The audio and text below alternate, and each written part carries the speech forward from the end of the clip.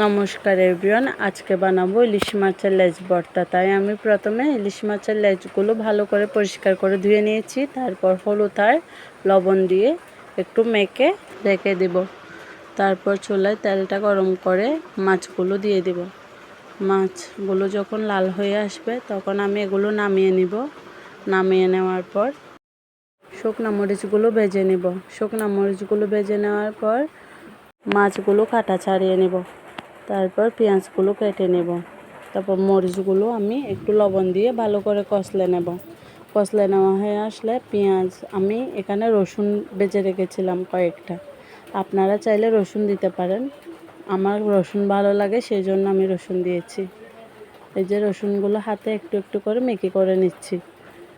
মেকি করা হয়ে আসলে আমি পেঁয়াজ, মাছ আর রসুন, মরিচ সবগুলো একসাথে ভালো করে কষলে নেব। তারপর এখানে আমি একটু করে সরিষার তেল দেব। সরিষার তেল দেওয়ার পর আর একটু ভালো করে মেখে নিয়ে নেব। এবার খাওয়ার জন্য প্রস্তুত। দেখেন খুব সুন্দর হয়েছে না? গরম ভাতের সাথে কিন্তু খেতে মজা লাগবে।